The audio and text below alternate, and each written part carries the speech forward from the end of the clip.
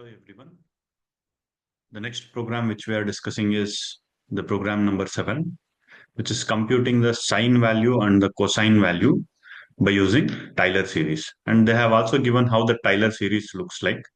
This is how the Taylor series looks like for sine series, and this is how the Taylor series looks like for the cosine. So how do we compute the generic formula out of it? The first and foremost task for us is we need to compute the generic formula out of it, and we need to compute the generic formula out of it. So I think you will be seeing these kind of generic expressions in your mathematics once we compute the generic formula, and then we can apply that in our programming so that we can compute the sine series and the cosine series. Now let's try to understand what is this formula is. So how do we compute this sine x value? What they are trying to say is it is x minus x to the power of 3 divided by 3 factorial plus x to the power of 5 divided by 5 factorial minus x to the power of 7 divided by 7 factorial and so on. This is how we can compute the sine series. This is what they are saying according to the Taylor series. What is the input we are going to get is input what we are going to get is x value in terms of radians, and we will be getting the value of the number of terms to be included while computing this sine series. So this is what we are going to get as an input. By using this input, we need to compute this generic formula. How we can compute this generic formula? You can understand that. So in each series, so I can write this as, generically I can write this as, so it is in the form of x to the power of 2i plus 1 divided by 2i plus 1. Okay, what I'm trying to do is, see, I'll just take initially the I value as 1. Initially, I'll take I value as 0. When I'm taking the I value as 0, you just supply that I value to this particular expression and see what will be the value here. So when the I value is equal to 0, you just see what is the expression I'm going to get out of this. So this becomes x to the power of 2 into I value is 0 plus 1. It becomes x to the power of 1 divided by 2 into I value is 0 plus 1. So this becomes 1. So I can directly say this. This becomes, when I substitute x value 0 to it, it becomes, sorry, I value 0 if I substitute, it becomes x to the power of 2 into I is 0, 0 plus 1 divided by 1. So this becomes 1 factorial. So 1 factorial is, it is 1. So I'm going to get x. Similarly, now I'll substitute this I value as 1 and see. Let's substitute this I value as 1. So what happens if the I value is equal to 1 in the same expression? Let's see. It is x to the power of 2 into 1 plus 1 divided by, it is 2 into 1 plus 1 factorial. So what is this? This becomes x to the power of 3 divided by 3 factorial. This is what the second expression which I was supposed to get. Can you see here? X to the power of 3 divided by 3 factorial. And what will be my, if I substitute I value is equal to 2, what happens?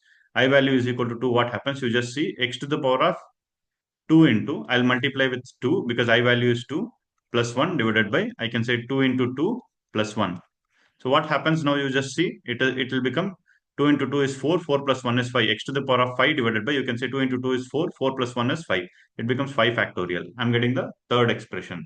So you can see I'm getting the third term here, third term which need to be added into our sine series.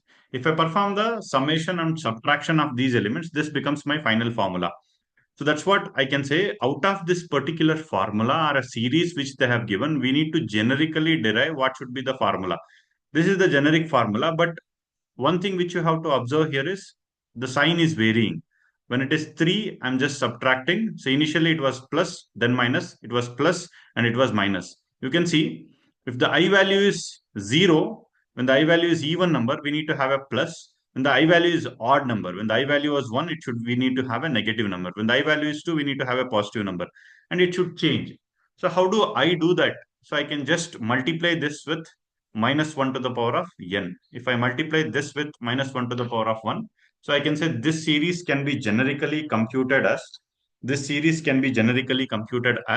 so I can say it as minus 1 to the power of n multiplied with 2 to the power of, sorry, you can take it as n or you can take it as I. Since I have taken it as I for my loop, so I'll be making it as I. So this will become 2 to the power of, just a second. This becomes 2 to the power of I plus 1 divided by 2i plus 1 whole factorial. This is the formula which we use. This minus 1 to the power of I, this formula which we are using is for signs which they have mentioned. One is positive sign, next negative sign, next positive sign, next negative sign. For that sake, we will be using this. When the I value is 0, minus 1 to the power of 0 is, it becomes positive number only. If I substitute it with 1, it becomes minus 1. 2, it becomes plus 1. That means it is altering for even numbers. For even numbers, it will be like a positive value. For odd numbers, it will be like a negative value. So that's how I'll be getting this particular signs for every number. And how do we compute this particular number? Generic formula, just now I have derived it. It is 2 to the power of I plus 1 divided by 2i plus 1. By using this, we can compute the sine formula. Now, after understanding about the sine formula, let's try to understand about the cosine formula also. So now how this cosine terminologies they have given, it is 1 minus x squared divided by 2 factorial plus x to the power of 4 divided by 4 factorial. It almost looks similar to this only. It almost looks similar to this only. You can understand. See, 1 minus, I can say x to the power of 2 divided by 2 factorial. So I can generically write the same way. So again, signs also varying like that only. See, minus, plus minus here also plus minus. So that formula I'll not change. I'll be saying it as minus 1 to the power of I only, and the multiplication terminologies will change here. So previously we have written it as 2 to the power of n plus I, right? So I'll be writing it as c. N plus 1 means it was having, so in the place of 3 I have 2. In the place of 3 I have 2. In the place of 5 I have 4. In the place of 5 I have 4. To get the 3, I just added 1 to it. I'll just remove this 1 and I'll be writing the same formula. So it becomes almost the same. So how do I do that? So just it is x to the power of, it is x to the power of 2. Instead of giving the 2, so I'll 2i plus 1. So I'll be giving it as 2i. So x to the power of 2i divided by 2i factorial. So let's substitute in this particular formula and see x to the power of 2i divided by 2i factorial. So what do I get? We'll try to understand. I'll just erase this. We are doing for cosine formula now. Just try to understand. So now I'll substitute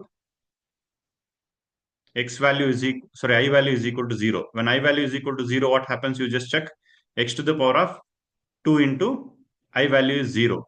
So this becomes 2 into 0. So anything divided by 0 is,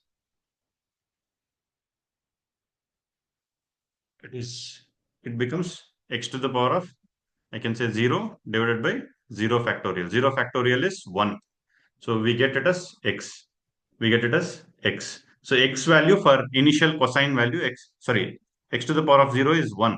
So initially the cosine value is 1. So this is what we were supposed to get for my first terminology. You can see I'm getting the 1 here. I'm getting the 1. So that is what the value I got. Let's substitute I value is equal to 1. Just see what happens in your formula. It is x to the power of 2 into I value is 1 now. So again, it is 2 multiplied by. So I can say it is 2 multiplied by, I can say it as 1 factorial. So this becomes 2 factorial. This is x square divided by 2 factorial. You can see the second terminology which I was supposed to get is x square divided by 2 factorial.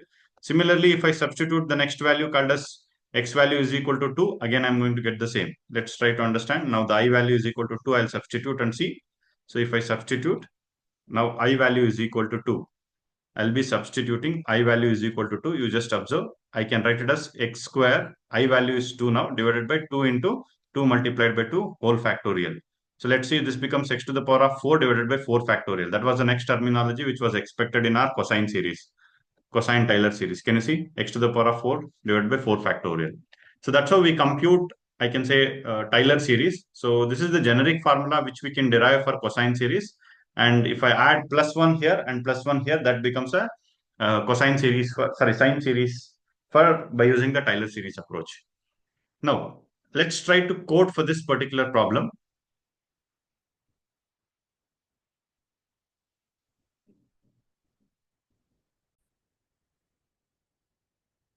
Okay, you can see in this program, they're clearly saying that write a C program to compute the sine and cosine series using the Taylor series.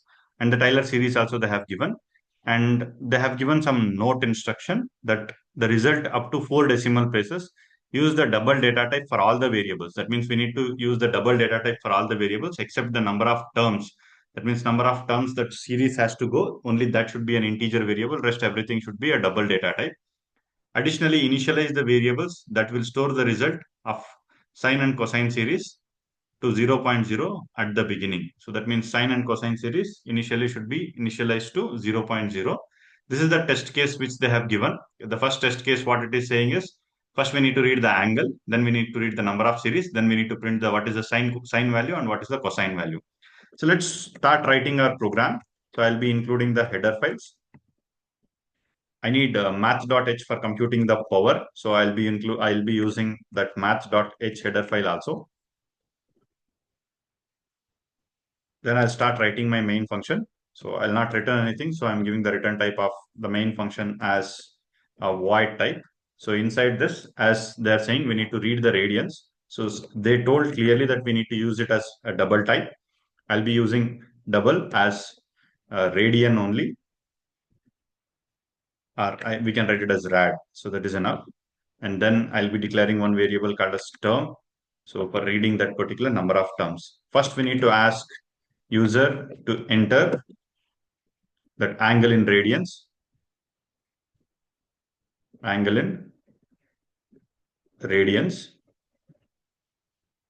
So after that, I'll try to read that particular value by using the scanf statement. Since we have used a double as a data type, so let me use format specifier as elf, and then I'll be reading the value to the term called as, or variable called as rad. Now I need to read the number of terms in the series. So let's do that.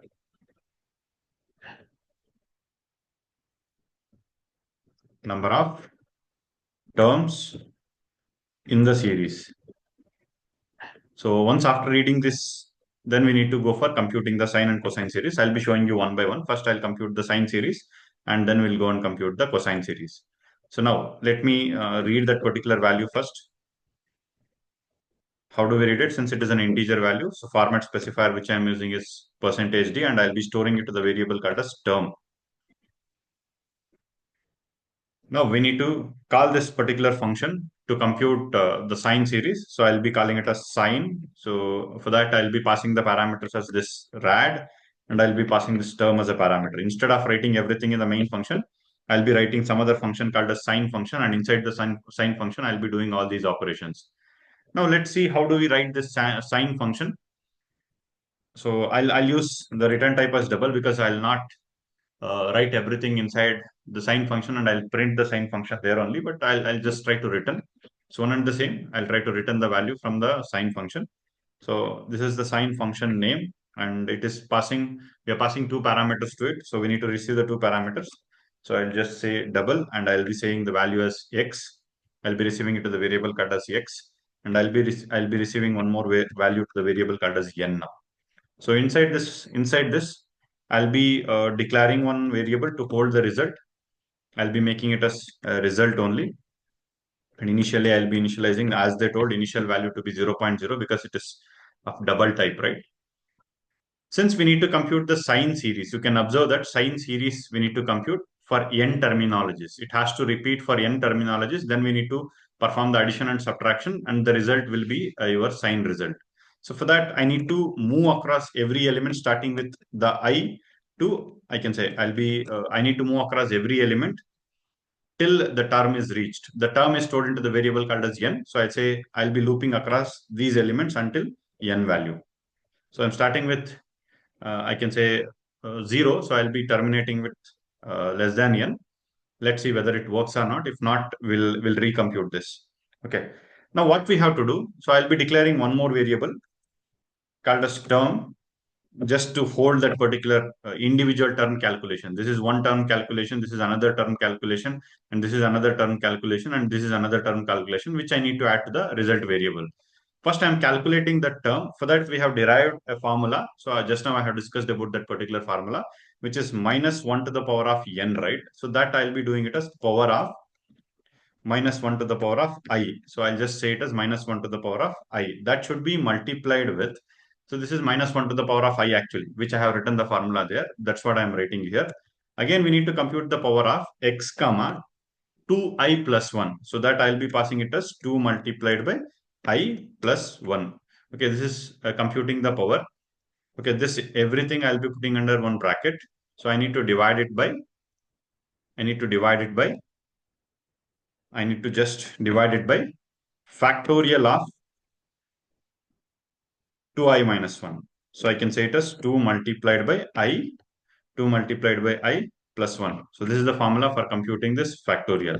So but for factorial, I did not write any function. So that means I'm just calling the factorial function here, and the value which I'm passing is 2i plus 1. This is what we have discussed while computing the generic formula there. So now I need to write the definition of factorial function, and for us, or else I'll complete this and then we'll go for the definition of the factorial function. Now the result should be added to this particular result variable. So I'll be writing it as result is equal to result plus, result plus this term what you are computing, that will be stored into the final result. Once after it is computed for every terminology, we need to return that particular result. We need to return this particular result. This completes your sine series. Now let's try to understand how do we compute the factorial. So I just say factorial is of type integer, right? So the factorial number is computed for integer numbers only. Again, factorial is also an integer number only. So I'll be using the return type as integer. So I'll be giving the function name as factorial. It takes one variable of type integer. I'll be taking it as an int, so which is a local declaration. So factorial spelling I have missed. Let's say that factorial now. So inside this, I'll be declaring one variable called as I, and I'll be declaring one more variable called as a result, or we can make it as fact also, no issues. So I'll use a for loop, and I'll move across every element to compute that particular factorial. So factorial means it should start from 1 and should end at n. So I'll be making it as factorial as initial value as 1. How do we compute this factorial? So I say fact multiplication is equal to, I say we are multiplying with I. I can say it as fact is equal to fact multiplied by I. So after this, I'll be returning this factorial value.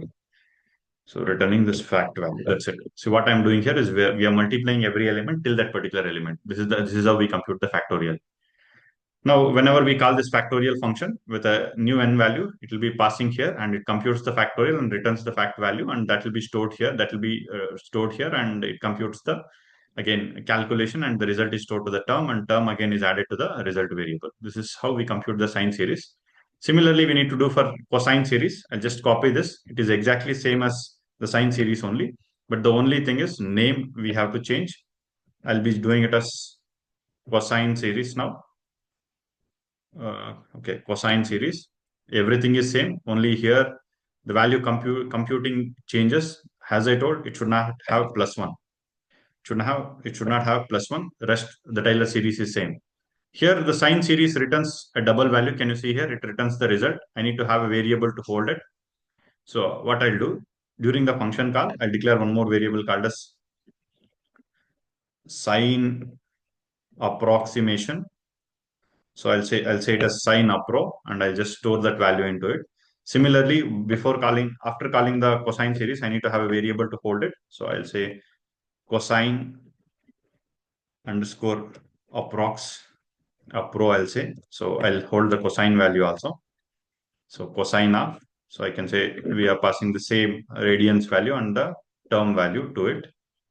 So once we pass this, then we need to print this particular result. You can see the result is limited to 4 decimal places. You can see sine value is limited to 4 decimal places, and even cosine value is limited to 4 decimal places. So let's print its result now. After computing, the result will be stored into these variables called as sine appro and the cosine appro. So let's try to print that. If any errors, we'll see. Since we have discussed them as a double type, so I can say I can say it should be of a format specifier called as LF. So let me print its value now. So percentage LF. So we'll use a new line character as well. Now the result is stored into the sine approx. or I can say it is sine appro. We'll print that. Similarly, I need to print the cosine appro. So let's do that.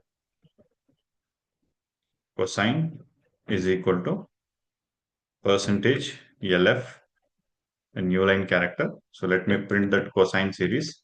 So it is stored to the variable called as cosine appro. So let's save this. Let's run and see if any errors. We'll try to correct it. No error. It is asking for the radians. I'll give radians as 0.5 and number of terms as 3. So now we have to see whether it is computing. Yes, it is computing 0 for 0. Okay, we have not limited to the 4 decimal places. That was a mistake which I did. So I can give it as dot 4LF. Here also it is dot 4LF. And here the number of terms n should be a lowercase letter. Now let's see, run and see. Now again it is asking for radians value 0.5. Same test case I am giving here. You can see the result. Same whatever it was there in the test case I have given. Now it is approximately correct. Let's submit and see whether it works or not.